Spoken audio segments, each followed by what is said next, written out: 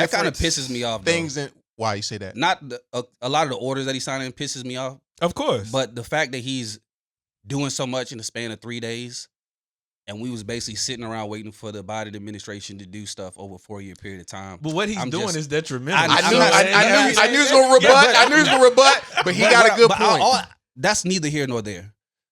The point is he's taking action about what he said he was going to do. He's doing something, whether we agree with it or not. Right. This is what he said he was going to do.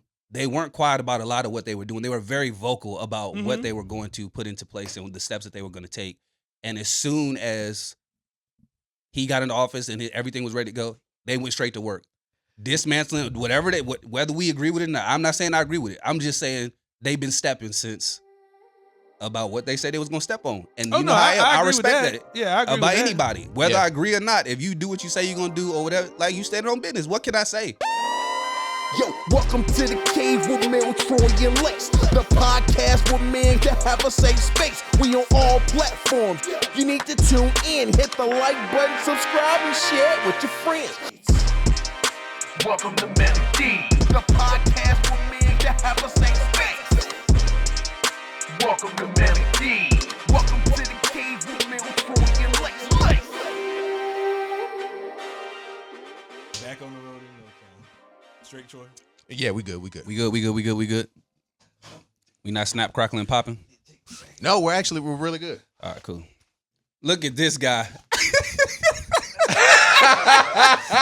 Yeah, this nigga Lace, bro. Lace swear he from the DMV, yo. Lace swear he from the DMV, bro. Lace swear, bro. Helly down, Jaden Daniels jersey on.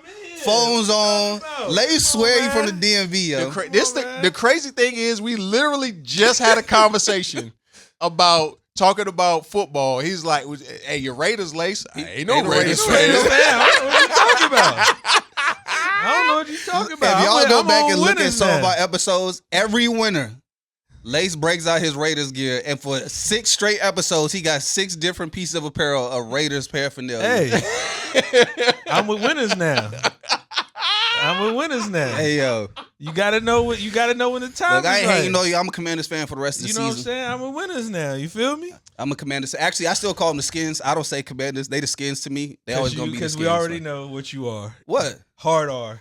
Oh. Hard R. No. We already Absolutely not. And that community actually protested against the name change. They wanted to keep the name. So I'm riding with them. So if you want to call me the R word, then... But that's what it is, though. It ain't. The community is asking to keep it because they want some type of... What does the community have to do with anything? If they are saying... The whole change was for the community. And it was coming from the people who wasn't even part of the community. It was for the community, but I'm saying that it's only right because the word is still R.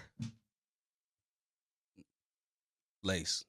If the community is saying we don't want this change because in some way we feel recognized and acknowledged, if I support that and I agree with that, what is I understand. How in this regard are we going to discount what the community desires and wants? I understand the concept. Yes. Of saying that we're disregarding what the community wants, but it's also R to use the word. That's all I'm saying. If they don't have a problem with it and they're not saying what you're saying, how are you going to advocate for them and say that this is what it is if no one else is saying that? Again, I agree and I understand what you're saying. What I'm saying from a business standpoint, the league had to make the change because the word itself is R. The league didn't have to make the change. The league decided to make from people who weren't in the community is what I'm saying. That's the crazy part, yo. It's not even coming from the community. It's not even coming from the community. I get what y'all saying, but it's I'm crazy, just saying it. Peep this case study. Somebody who hates look. inclusion and diversity of thought is advocating. See, that's how I know my work is being done. This is not about... It's a slow and steady grind. No. But that's how I know the work is being done. This is not about... This ain't got nothing to do with inclusion, bro. Keep doing the work. This ain't got nothing to do with inclusion, It has everything to do with it. It does have a little Keep doing the work. How does it have anything? All I'm going to say is just Hey, man, we back for another episode of Melly D's podcast. What's going on, man? Keep doing the work. We back. It's your boy Melly Mel, a.k.a. Melly Badass, a.k.a. Meek Mel, a.k.a. your favorite truth teller, a.k.a. if you don't want to know, don't ask me. What's It's your going boy on, man? T. Roy. I'm your neighborhood hope dealer. If you need some hope, I got some something you could borrow. Make sure you like, subscribe, and follow. What it do though? It's your boy Dr. Life Coach Lace, aka NBA Old Boy, aka I'm him, aka the Menace, no relation to Dennis, aka Mr. Big Shot. Somebody called me that this week. They was like, "Yo, you a Mr. Big Shot? We back, we back." Lace, you one of them dudes that I want to compliment, but I don't want to Don't give compliment Lace, at the same time. don't give Lace no affirmations, bro. Because Why? listen, you already gassed up. You don't need no more petrol. I might as well be. I'm a child of the king, so I know whose I am. So I'm a walk it like I talk it. See, you can't give Lace no affirmations, You bro. can't. You can't The give thing Lace no is, affirmations, I don't bro. seek affirmation. People be saying this stuff to me. I'm not saying you seek it. I'm just Like, saying that's what why I'm you supposed can't to give do? them none. What I'm supposed to do? Do you ever have to take the affirmations and like put them in the bank and like pull them out every once in a while and be like, oh, that was nice? No, I know. No. I normally confirm what people say immediately. You're right. Thank See what you, I mean? but That's you're why you right. can't give Lace affirmation, bro. He don't need it. It's like a waste of words. It's like a waste of words. Yeah. You give Lace an affirmation and you want to reach your hand out and snatch the words back. I should have never said that. Should have never said it. Hey, I appreciate it. I appreciate it. Turn them into a monster. Well, guys, welcome back. We back. Just want to say real quick that Melvin was late this morning. Late. I won't. And he has a Starbucks cup. A venti. A venti. A at Supreme. that. With extra cream You in know his it's cup. You know it's extra cream. I don't use. You know it's Pause. extra First of all, cream. I don't put cream. You know it's extra I mean, I do. You know it's extra creamy. Extra cream in Look, there. bruh, I like my coffee like I like my women. Light What? skin. Right. Creamy. I'm just saying. Yes. But off that, me and Lace travel an hour and a half. You ain't got to Yes. give people all your See, body. 90 minutes. You gotta 90 give minutes. It does not take an hour and a half. It do. It do take a. Yes, it does. 90 minutos. Yes. It Now, take the an way hour and a half. If you drive like Lace, It did not take me an hour and a half. The times I've been to Winston-Salem, it has not taken Melvin, me we an had hour a and whole half. episode A about whole how- episode. how about how you drive. Right. So then tighten up. No. I'm It not don't take an driving hour like and a that half. because them state troopers down They be here, out they be there. out there, and they be dumping on the highway. Anyway, we travel an hour and a half. 90 minutos. I'm 10 minutes out. Melvin texts me when y'all gonna get here. Right. I'm like, I'm here. What's up? We here. They said that 20 minutes after I asked where y'all at. He This- said I'm No, here. I was here before you. He was here before me, and I got here at 9:30. He always say that. Like we said we was gonna do. I got here at 9:30, and Melvin pulled up at 10:05. No, it was 10:05. 9:45. With a venti. No, it wasn't no 9:45 for 9:45. sure. 9:45. Me and Lace was still breaking down Right. by ourselves. And So And we you- supposed to and know you if won't you in the hear. parking lot at 9:45? Because I text you. Matter of fact, it was let's 9:45 when I let's go pulled to up. the receipts. Let's go to the Oh, And for I the text record, him. I text and for him. the record, y'all are usually always late. That's not true. So because y'all keep coming later and later, I say, you know what? I'm gonna just keep coming later because when I was the first one here, I couldn't do nothing because you got all the could. equipment, Troy. You gotta break down the equipment Troy, so hey, we can set up the equipment. He texted at 9:45. I'm almost there. Let me see the At timestamp. 9:45. Show me the timestamp. 9:45. Show me the timestamp. Erroneous assumption. At 9:45. Subjective evidence. I'm almost there. Okay. But he was here. I at But he at was here. 9:45. Right, exactly. I would say y'all always come late, bro. No, that's Y'all not be true. late. That's Nah. not true. And that's the one thing that always gets on me. You do one thing one time. That is always what you classify. Yeah, that's true. Look, I used to That be is first true. all the time, waiting on y'all, Not and I couldn't do accurate. nothing. And then over time, I just started saying I'm gonna come later because they always late. Wrong philosophy. Wrong What? philosophy. And it's not true. Yeah. It is true. You're making a spectacle. And of then when I yourself. came to Winston, and guess what? When I came to Winston that one time, guess who I beat to be ready to record? I was on time. Everybody. How Troy you- wasn't even ready. I showed up. No, Troy the was lights still in was the- up and everything. No. I had the lights ready. Okay, the lights was up because you lived there. right. He acting like you lived there, so the lights was already up. You probably did it the night before. No. but Oh, wait a minute. see, I don't remember. But even when I got there, he wasn't ready. I was early. No. Troy is never ready when you gotta pull up. That's He not wasn't even ready. it. And then I That's not beat it. Lace. Lace came after me. What happened was I was waiting to complete the setup because I wanted to get your input on how we were going to set up the couches. Mhm. That's the reason why. All good. It's all good. You see, Mel that's why is becoming habitually late every time we connect. So it is what And it is. the show up late with a Starbucks cup, and it didn't bring us I nothing. like Starbucks. I ain't bring me nothing. I like that. I like Starbucks. I like Chick-fil-A. That's fine. Did you but show he up was with on Chick-fil-A? time though. But I he didn't was show on up. time. He He didn't was show on up in time. hand for everybody else though. I knew you was gonna be late.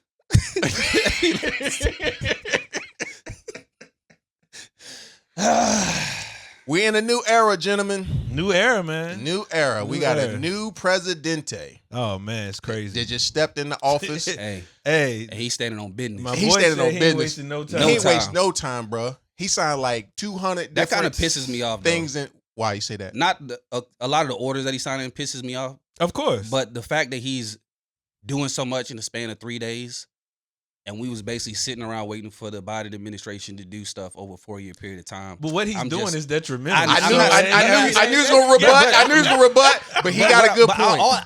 That's neither here nor there.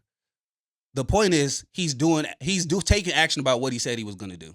He's doing something, whether we agree with it or not. Right. This is what he said he was going to do. They weren't quiet about a lot of what they were doing. They were very vocal about what they were going to put into place and the steps that they were going to take. And as soon as he got into office and everything was ready to go, they went straight to work. Dismantling whether we agree with it or not. I'm not saying I agree with it. I'm just saying they've been stepping since about what they said they was going to step on. And you know how I agree with respect that. Yeah, I agree About with that. anybody, whether Yeah. I agree or not. If you do what you say you're gonna do or whatever, like you standing on business, what can I say? No, I agree that there has been significant movement in what he's done, but again, he's dismantling pieces that impact. It's going to be a larger impact in the long run. We know Oh, that. yeah. Right, wrong, or indifferent. And a lot of it is just BS anyway to protect him. Has nothing to do with the people. So no, yes, he is moving, and yes, he is making rash decisions, and it's what he said he would do, but it's not beneficial to anybody but those who serve him. What was some of the crazy parts that I seen is so he did something to cause a freeze in hiring. Mhm. And so these people who got offered jobs, federal jobs, and they were about to make moves, people sold their houses, about to leave their location to another location, and then as they're about to pack up the house, they get a note saying your job has been rescinded. Mhm. And so now some of those people are like, hey, Trump, just want to let you know I'm thankful that you're in office. I voted for you. But also at the same time, I just lost my job because of you. So can you do something for you? Yeah, it's not gonna happen. No, it's not gonna happen. Nah. It's not And gonna this is why I don't feel bad. Okay? Because we've been saying this forever. happen. Yeah, People with common sense have been saying this was coming. We've been saying not to make this move. We've been saying not to make these decisions. Mhm. We've been saying that he's not for people in the middle class and the low, marginalized and all that type of stuff. Everyone felt how they felt. They wanted to vote how they wanted to vote. They got gassed up off a couple stimmy checks and whatever else they thought that they was going to get. Now you're dealing with it. I don't have nothing to say. I don't feel bad for you. This is what I don't feel bad for you. This is what you asked for. This is what you're going to get. Deal with it. Make better choices next time. Right, I but, didn't vote for this man. It's a little bit larger than that too, though. It's the lens of privilege that certain people live in, thinking that although, say for instance, I'm middle class, just like the next person a white person, right? A lot of them still have the idea that although we're both middle class, Yeah. whatever decisions are made is only going to impact Like me. Yeah. me Yeah. and not you. It Yeah. don't work like that. Yeah, it's gonna affect all of us. They, like I said, they will see that in the long run. They will see that in the long run. Yeah. Man. It's gonna affect all of us. So to y'all's point, because I know this is a big area for y'all, especially career wise, and just something that y'all believe in greatly. All these changes with DEI and a lot of the rollbacks that a lot of these major companies are starting to make and follow suit with since this, kind of announcement from, some of those larger players came into play. How do y'all see that shaping your work, shaping what you do and stuff like that? Because there are some names I wasn't even expecting to see. Like Target popped up. Target yesterday. jumped out. That one I wasn't expecting. Some of the other ones I was expecting. Facebook, Tesla, Amazon. Some of those I kind of expected. Mhm. But when Target jumped out, because black people love Target. Oh yeah. And then when Target jumped out and was like, "Hey, we following suit we limited some of our DEI stuff as well. Yeah. People were kind of like flabbergasted.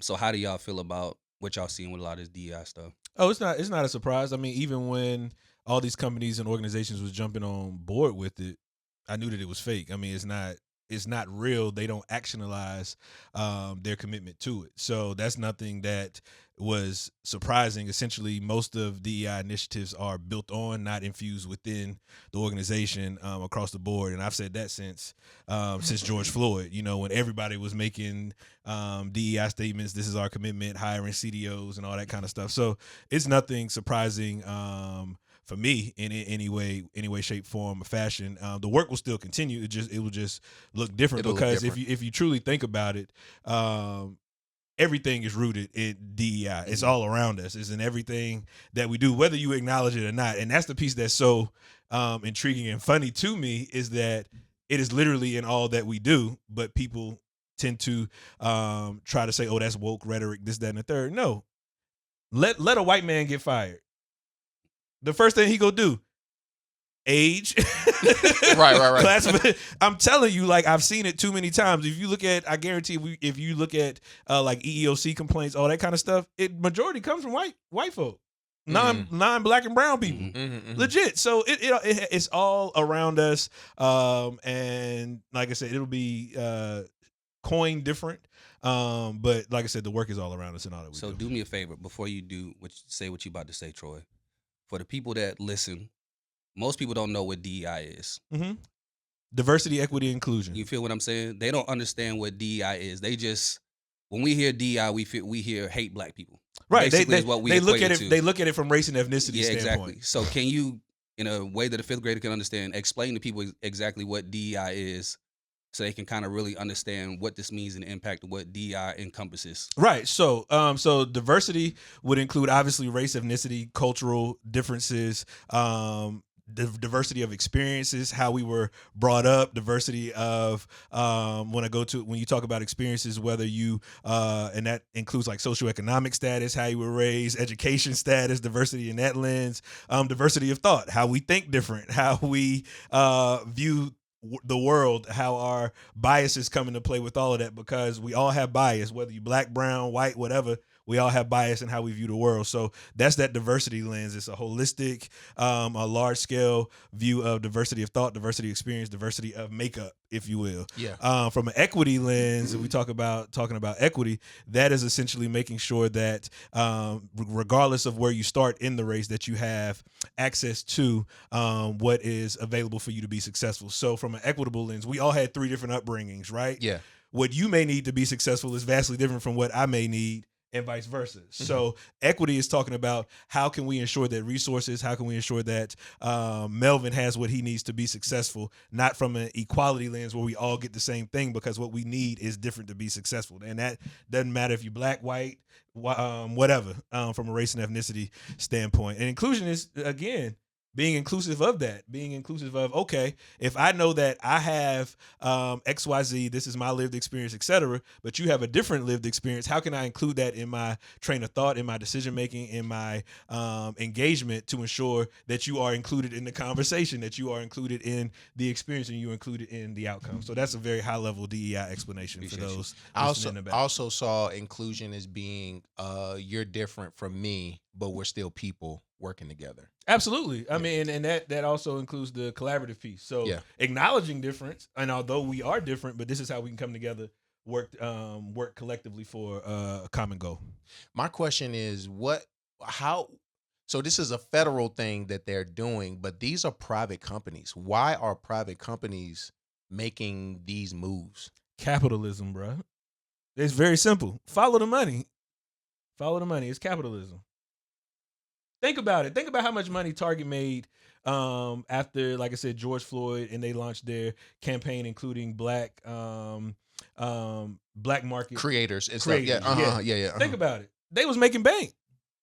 Now that is shifted from a very high level. Okay, we don't have to do that anymore. Black folks still go shop at Target. You know what I'm saying? They gonna go get the Christmas pajamas. Absolutely. I really don't shop at Target, to be honest with you. I do. I'm not taking a stand against Target. I don't think of anything that's in there for me that I'm like, I need to go to Target to get Yeah, Like, and get this you more of an online shopper too. Yeah, I be buying stuff online. I don't Yeah, I really shop feel at you. Target like that. I feel, but no, I'm saying like again, all these commitments that were given, I knew then that it wasn't rooted in anything real because it shouldn't have to take a tragedy for you to do X, Y, Z. If you was really focused on DEI and the work, it would have been done just because it's the right thing to do, not because somebody lost their life at the hands of the police. But sometimes tragedy brings things to the forefront that we overlook. See, that's a very optimistic lens. Because very optimistic lens. I was about to say it's but opportunist. that ain't real. That's not real. It's more of an opportunistic. They've been handling and killing for a very long time. So I don't know how you land on that. And that's the reason why, like, I'm not really upset when some of these videos come out that be going around, because it brings to the forefront, it's like, hey, now we all think it's roses and butterflies and stuff like that, the way the world is created, but this is still going on in our backyard. You know what I'm saying? And it will continue to go on in our backyard because we as a people and as a society have lost that moral compass of creating a lens of understanding. Think about the thing just this week where Facebook announced that they go scale back on their fact checking. Yeah. When did facts become an issue? Right. I mean, like legit. Right, yeah, I mean, that's a real question. So we can promote misinformation, disinformation, malinformation, but we not go fact check. We just live in a world where people do not check facts. People definitely don't check facts. And the truth does not matter. People don't check facts. People don't check if facts. you put percentages next to anything and put it on social media, people don't go verify the Absolutely. percentage. They just will regurgitate the percentage Absolutely. that they see Yeah. on the headline. So people don't check facts. And think about this whole thing, the lens of, that's woke rhetoric. What is wrong with being woke? What is wrong with having an understanding? Like, I mean, legit. Like, we demonize so much when, if you really think about what is wrong, whatever happened to wisdom and education, and I want to be knowledgeable of a thing. Think about when we were in school and stuff like that. All of our mentors, black folk in the community and stuff like that. Education, know what's going on around you, this, that, and the third. Question, fact check, all these things. Now, nobody does that anymore. I think the woke notion became an issue when it became too extreme. And that's always an issue. Whenever something new comes out and it's meant to be a good thing, someone takes that and shapes it as don't say someone. Name it who it is. Well, I'm just saying people. I'm saying people. Old white men. Okay, I say old white men. I would say young people run with different agendas also. I mean, everybody has their own agenda, and they go to the extreme. Sometimes it was like, wait, come on now. I would disagree because the demonization of being woke is just not rooted in anything. It's not accurate. Like, even think about when they was coming for critical race theory. I don't want my child learning about critical race theory. Yeah. That has been around For a long time. forever. Mm-hmm. So just because you get a snippet of information, and this is how I know people don't actually do their fact checking and their research, because it's based upon words, not the definitions and what they really mean, because this has been around forever. Mm-hmm. So you take something that's like, that's woke rhetoric, or I don't want my child learning about this, that, and the third. So now you don't want your child to be knowledgeable. You don't want your child to be holistic in understanding what has truly happened in this nation and how people have been treated, etc. So yeah, nah. So I don't take that as an extremist. But those are the types of words that we are ingrained in that continue to perpetuate the issue. You talking about like extreme? Yeah, like we don't call what they do, like Elon Musk this week. We do call it extreme. No, I'm saying, like, what I'm saying is, think about how it is received and pushed out by the media. Mainstream media. I mean, Elon Musk did what he did this week with the salute or whatever. Bro, that was crazy. And people act like, crazy. That's not what he meant, and this, that, and the third. But let somebody come out and talk about DEI. And that's wokeism. That's you're separating. You're putting a division and divide within the country, and this, that, and the third. But this can get on the stage and literally do a Nazi salute. Yeah. Like, come on, man, stop it. And did it twice on top of that. That's what I'm saying. So people pick With a and choose, smile. and they don't fact check nothing. So I got a question on fact checking. I do understand that we as people should fact check. We shouldn't just take what people say for face value and just run with whatever it is that they say. But do you think that people should do a better job of putting on display what is really involved in what it is that they're discussing versus putting out a high level overview for us and then letting us come to our own determination and interpretation of what it is that you're saying. So I'm just using critical race theory, for example. Mm-hmm. When critical race theory and stuff was going around, people who understood critical race theory already didn't have to further research critical race theory, so they could kind of keep up with the conversation what critical race theory is. But if I'm not familiar with the term critical race theory or what is encompassed with critical race theory, and the people who are pushing it aren't really speaking about what is involved in critical race theory. They just keep saying the phrase. They just keep saying the phrase. Is it on me to then have to go to Google or find a book or whatever it is to bring up my understanding of critical race theory, or is it the responsibility of those who are advocating to put on display, this is what I'm talking about, this is what it means, this is what's included, so that people could probably get to some type of understanding a lot faster? Yeah, I think it's a both and. I think there's the engagement education piece, but you have to be in spaces to receive that. You know what I'm saying? So most people aren't going to put themselves in that space to actually receive that kind of information, because it can be, people are afraid of what they don't know, but they also don't want to put themselves in a position to learn when they don't know. That is true. Yeah. Uh-huh. So that's really what it boils down to, because I engage with folks all the time that, and when I go into particularly like trainings or in engagement, I ask people that from jump, what's your definition of diversity? What's your definition of equity? What's your definition of inclusion? You would respond and tell me, now we can build upon what it really is, and what may be missing from your lens of thought, but meeting people where they are. But like I said, if you don't know, most people aren't going to put themselves out there to strive to learn and understand in that capacity. But that's my approach. And because they don't strive to understand, they will take talking points from talking heads in any media, because it keeps them from having to do the work. Somebody else did the work for me. Do the work. So I'll just rely on that. Yeah. And you got to think about it too. This thing has everything on it, right? It does. So how is it? We Google everything else on Temu ordering, whatever. You know what I'm saying? So it's really not that hard. But I think this is also the piece where we've gotten so connected, we're disconnected, because there's so much information out there. How do you don't know who to listen to? Right. So that's the other piece is a disconnect. And it's funny because as soon as you get the information and you do some research, then you give it to somebody else, they'll be like, so what's the source of that? Right. Because they don't want to believe what you're trying to say. And that's informational bias. And they try to discredit it by saying, it came from a biased website or whatever the case may be. Well, where'd you get your information from? It came from left-wing media. Yeah. Or, and then you ask them back, well, where'd you get your information from? I got it from Facebook. Now, come on now. Come on now. Which we already know. Don't fact check. Misinformation. But you want me to take that? Bet. Okay. Yo, you really big on the AI, right? Oh, you're trying to get into the AI realm. Part, yeah. So the new administration has removed some restriction from AI. Yeah.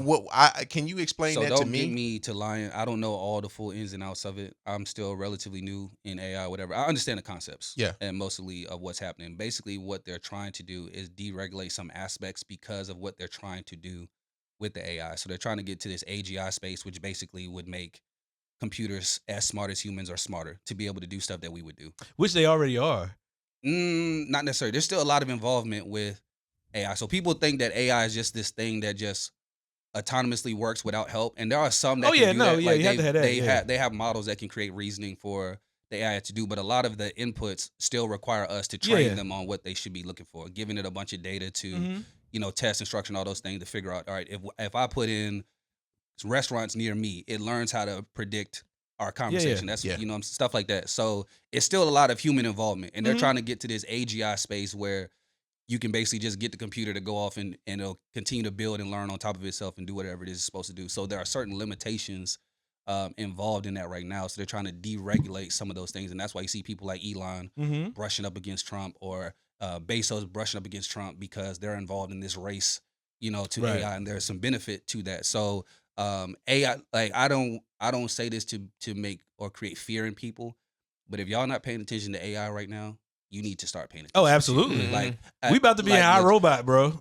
If you're not paying attention to AI right now, you better start paying attention to it. Be just simply off of what they're trying. If y'all haven't heard terms AI agents or any of that type of stuff, what they're trying to do with these AI agents is gonna displace jobs. Absolutely. Like it's gonna change. Oh yeah. No, y'all saying oh yeah, like No, I know that it it's is. going to. I know that it is. So like people are honestly, if you're not involved in AI and big data and some of these other things, anybody's up for, unless you're a physical doctor, lawyer, something like, unless you do a trade or something like, all of us are in a situation where if they keep going the way that they're going, we gonna be needing to find something else to do. So if you're not paying attention to it, like even at the highest level, well, bricks gotta be flipped. I'm you know what I'm saying? I'm telling you, bro. Bricks gotta Like, be flipped. I'm telling you, the stuff that they are creating and these like AI agents are able to do. If you work customer service, job gone. If you do, I mean, think about it now. Graphic design, job It's already gone. on. Yeah, You know what I'm saying? If you're a content writer, something like that, job gone. Video development, job gone. If you work in a call center or something like customer service in general, job gone. Like these things are happening right now, and as more CEOs get smarter, as they start to learn more and more the capabilities of what these AI applications and things can do, and how efficient they can be, and how much money they can save, you're gonna be in trouble. So, and I mean, think about it too from a capitalism standpoint. No big business is not going to integrate AI because look at the cost savings. You ain't got to pay a physical human being. You don't have to pay 34% in benefits. All these things. So that's definitely. But the other piece too. Well, when AI when it started coming on the scene for the commoner, if you will, we was already behind the 8 ball. Even in that, because like you got to think when like the AI generated stuff, ChatGPT, all that kind of stuff that people been using in the workspace for years. I was just talking to somebody this week. It was like, I have never heard of ChatGPT. Yeah, that is wild. Where have you been? Like, that is wild. Where have you, like, and that's a real thing. I mean, so even in the aspects of having to critically think your work through, you ain't even got to do that no more. Put in a prompt, you got a whole thing right there. Like for real. So that's definitely, it's changing everything, bro. You right. People need to start watching out for their jobs. I pulled up the Bojangles the other day, and I was like, they don't even got a person. They ain't got a person talking to you, bro. No more. And getting the order right. And listen,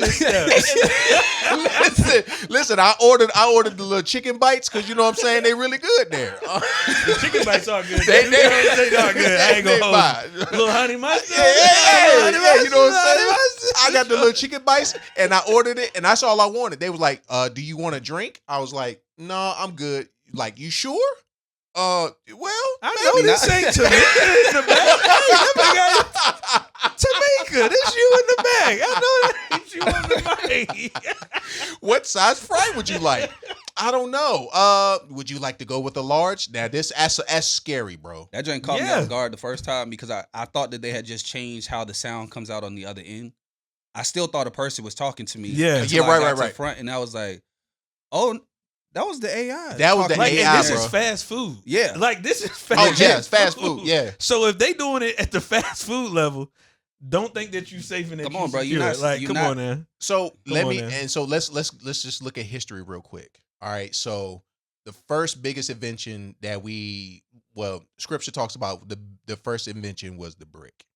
Like actually it was human technology, was building bricks, being able to build buildings and stuff like that, right? So then we move over to time. Then we moved into metal. We moved into things of that nature. And then like fast forward to this century or the previous century, they were building cars by hand. Then that moved to being all machine, and stuff like that. Is this our new thing? Absolutely, 100%. And so if it is our new thing, yes, we should be afraid.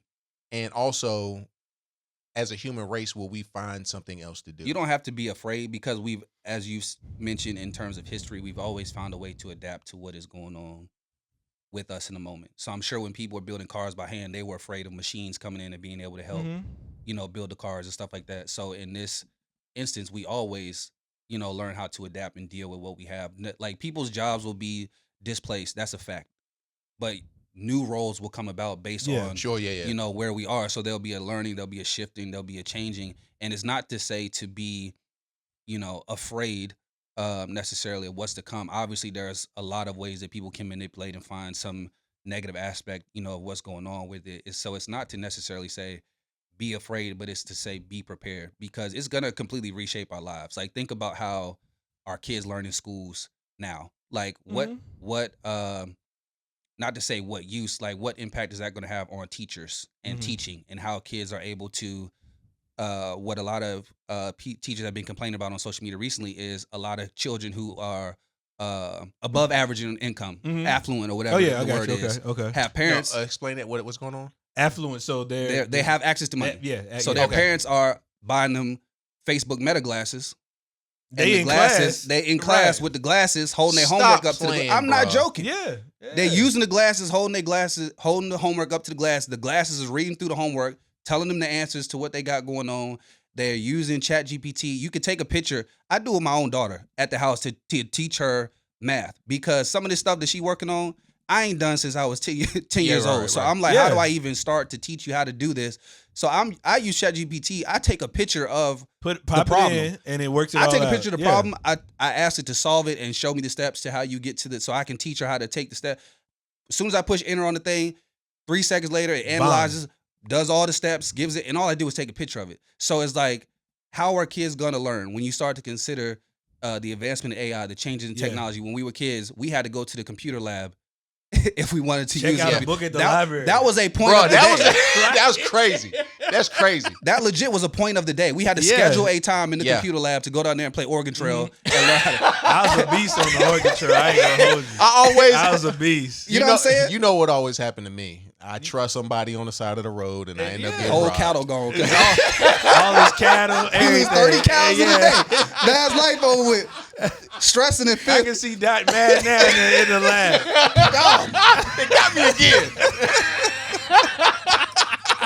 You stressed out in 3rd grade because you lost 30 cows on your way to class. You're like, oh on my the God. green screen. So that was us. And now all my kids have a Chromebook. Yeah. So all the kids have a Chromebook or an iPad or something, and they sending them home with the kids. So imagine how this stuff is going to change. How do you defend against homework and when they can do that type of stuff? The other piece too about that is, like I said, all the information is at your fingertips, but kids ain't learning nothing. They're learning how to do a process. Yeah. But they ain't learning the concept of actually how to comprehend what is being sped out to them, and that's something that I see on that end as well. Optimistic Troy. Mm-hmm. What if they are learning, but just they something not, different? They learning. They are learning. They learning a shortcut. They learning. I don't even want to say a shortcut. They're learning how to prompt something to do the work. They aren't learning the process of a thing. And I think that that's not true. I know that it's true because I've seen it with my child. Listen. I know that it's true. You're saying that they're learning how to prompt, but what they're really learning is how to use their cognitive thinking to use a tool that's been provided to them to get to an end solution. So she's not just making a prompt. She understands that if I do the right thing, if I put in the right words, if I utilize this tool the way that was meant, it can be beneficial for me. And I agree with that. You feel like that's a shortcut, but think about the people who used to use a hand screw and then a power drill came along. No. I agree. I agree with everything that you're saying. That's true. I agree with everything that you're saying. But what I'm saying is there is a lack of, you talk about the cognitive skill. That is true. But when it comes to actually having to critically think about a concept, that is out the window. Because now, again, and I say shortcut, but we're saying the same thing from a cognitive standpoint. If I know how to say the right thing, just like with anything in life, if I know how to say the right thing, I can get what I... But at the end of the day, am I really retaining any of this information? And the retention piece is what I'm saying is vastly different. I think they are retaining. I know for a fact mine ain't. No. Maybe I need to send her to the Melvin School and understand. So this is what I know mine think, ain't. and I think this is on us because the generation before us did it to us too. I think that because it looks different for them, we devalue what it is that they're doing. And lace. It looks different than what we did and how we learned. But the world that they live in is different than how we lived and the way that we needed to learn. Agree with and all the direction that we're going, they're better off learning how to do what they're doing right now than trying to revert to the way that we learned how to learn how we, how to do stuff. So what I'm saying is we keep saying that they're not learning because it doesn't look like pencil and paper and books and how we learned. But a lot of the stuff that they know how to do, they're way more technologically advanced, of course, than we are, and they learn and they know how to utilize these tools. They know how to create businesses and opportunities for themselves. They're learning how to become things that we could never have been. Agreed. And so because it doesn't look like classroom education, we feel like they're not learning. And I think that is a discredit to those kids because they are learning. It's just in a different way. And it's a completely different skill set. And me, I have an issue with the modern day school system because I feel like it has not changed. Yeah, regardless of if it's private school or something, it has not changed from when we were children. And I get frustrated in helping, like in practice, watching my daughter do her homework. She's learning right now how to do mixed numbers, create, fractions, all that type of stuff. And I'm sitting here like, why is she doing this? Mm-hmm. Why is this still part of your curriculum? Because at what stage in this point of your life in the future are you going to need to break down a fraction or, figure out how to mix number unless you're in a particular field or industry, which you probably won't be in general. So what is something else that she could be learning or doing that's going to help her for where she's headed? And because the school system has refused to change and it has not kept up with where society is going in terms of technology and information and how that works, we feel like kids aren't learning. And it's not that they're not learning, it's that we don't have nothing in front of them that makes them want to learn. Because when they leave the classroom and they have all this other stuff to get involved with, it's more interesting. So they're learning how to code in their own time. They're learning how to manipulate these apps. They're learning how to build applications and build online businesses and stores. And that looks different than their classroom education. So you want them to do all that when they leave and have their mind stimulated in a positive way and then go back to the classroom and sit still for an hour and a half and open up To Kill a Mockingbird and ask them and ask them what they thought about the text and can they identify, what I'm saying? And so it's like, at some point, we have to change the landscape of the education in the classroom if we want the kids to be interested in learning, and then stop making them feel less than because they're not fitting into this unchanged system that has been created for them to to walk through. So that's all I'm saying. There are a bunch of shortcuts. Don't get me wrong.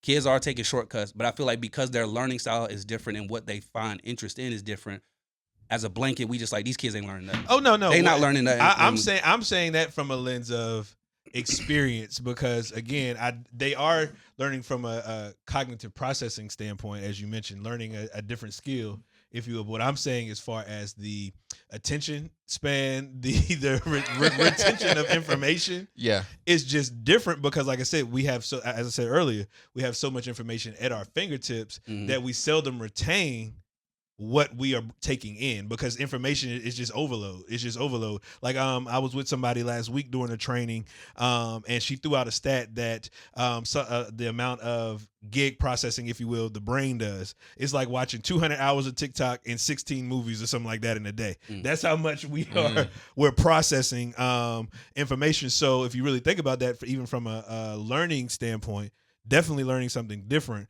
But some of the foundational elements of retaining information, that's what I'm speaking on. Because again, I could work with my daughter on a problem today. She would have no clue what it is tomorrow. She don't have no interest in it.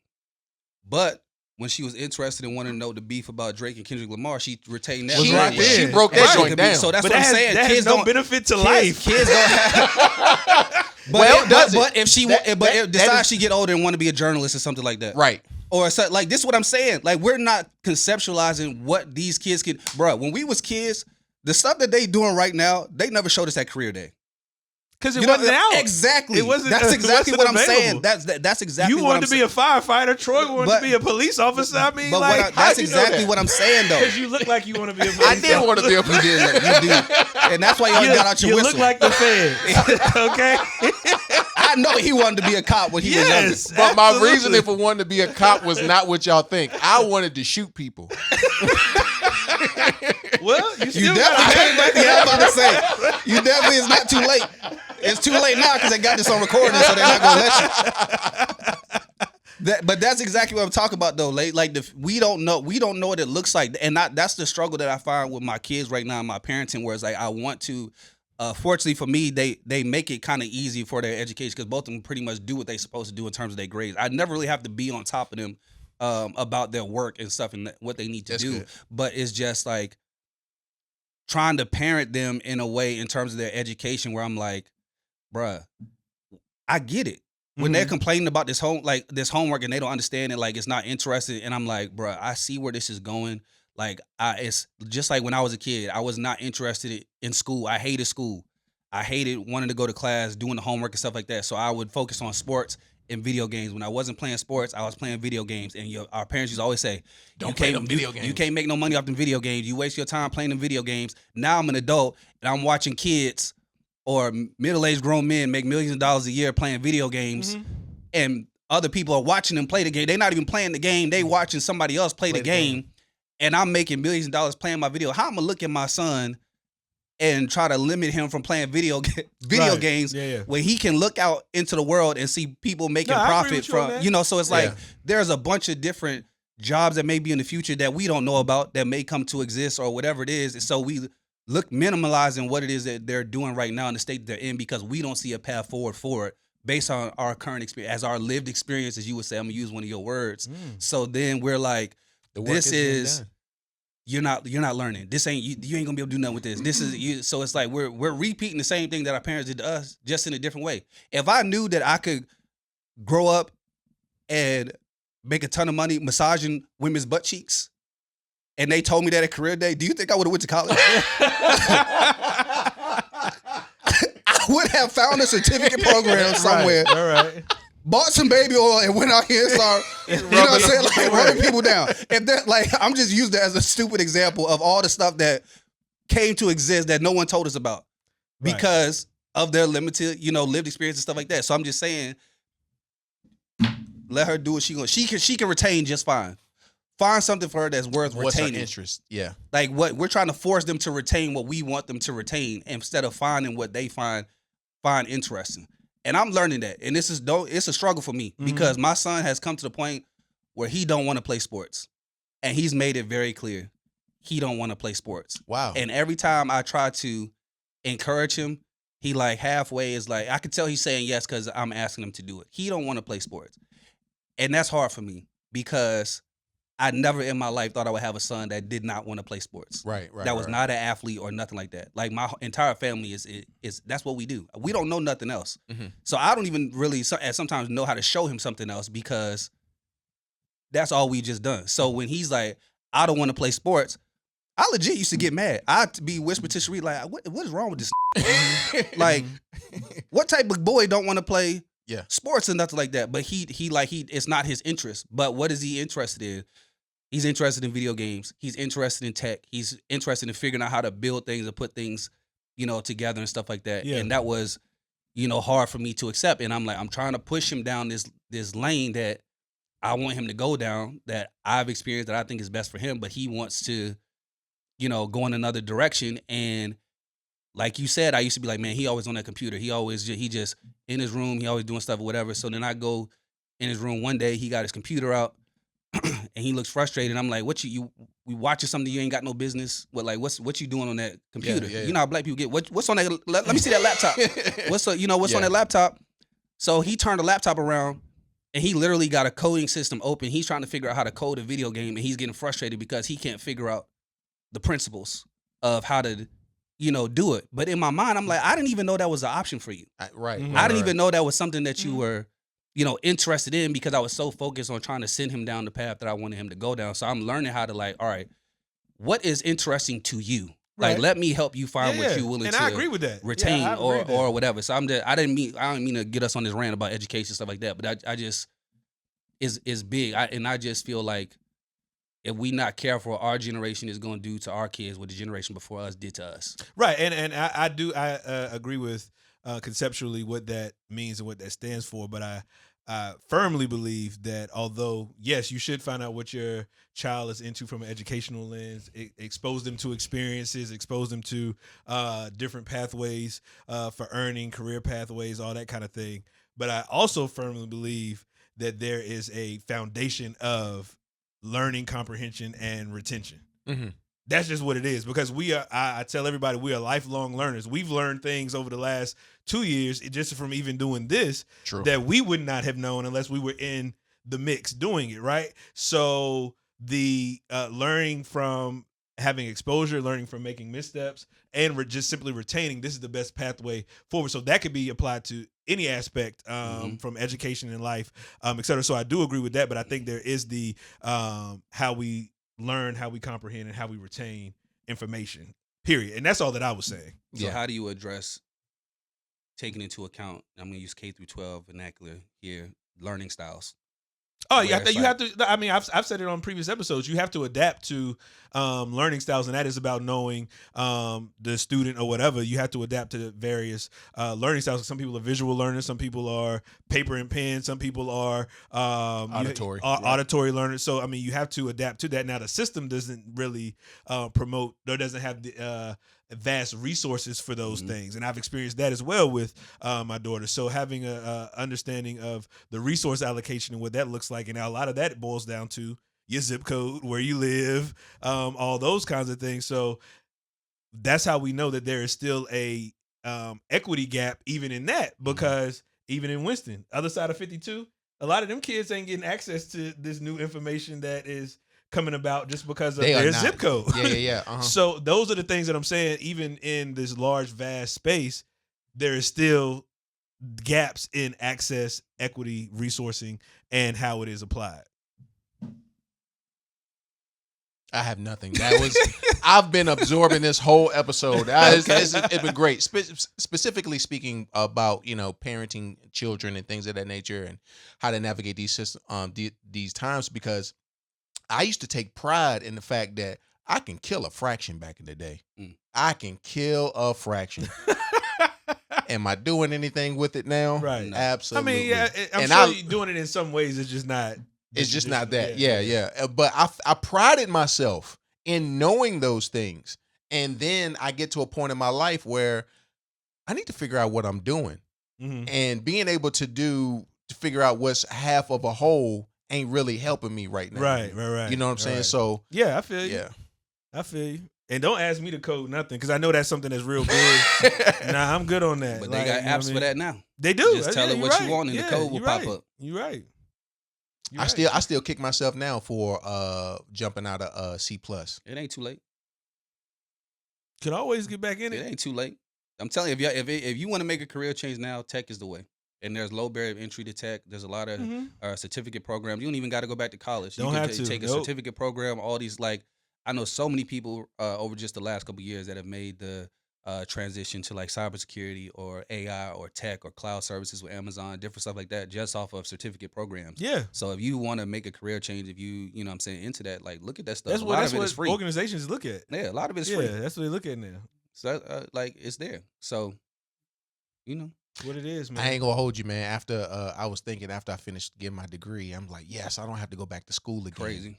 And then I was like, I might go back to school again. Crazy. I'm a glutton for punishment, my man.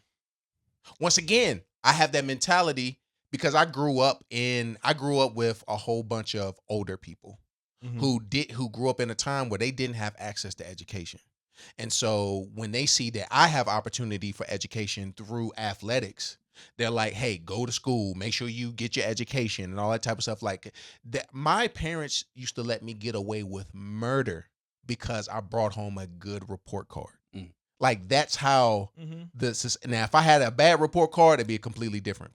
But because I brought home a good report card, they would let me get away with murder. I missed character development. I missed opportunities to finding out what my true passion was, things of that nature, just because I was truly focused on, well, I need this piece of paper to prove who I am and my identity and my identity. So yeah, man, I missed out on a lot, but I'm making up for it now. Yeah. Feel you. I barely ever had good grades, and I always had self-control on my talkative and needs more self-control. Talkative used to be every teacher put the same remarks on my joint, and sometimes when I would get a good report card, my dad would skip over the fact that I got good grades and go straight to the comment section and be like, needs more self-control, talkative, and I'd be like, don't worry, stop looking at that. Stop looking at that. The grades is the part that you're supposed to right. Look at the grades, okay? Don't worry about what they're saying about and it don't matter if I need more self. Clearly, I don't need it because I got A's and B's on this report card. Right. Stop listening to what false claims people are making about me. Just focus on false the grades. Accusations. Right. Subjective evidence. Yes. My grandma was the same way. She AAABA. Why does this teacher say you talk too much in class? What does that have to do with anything? Subjective Nothing. evidence. See, look Now how I that turned out. A's and B's, so that was the expectation. No, seriously, that was the expectation. No C's, anything below a C, it's a problem. All A's and B's, bro. All A's and B's. Did you get A's and B's in college too? Nah, C's get degrees, brother.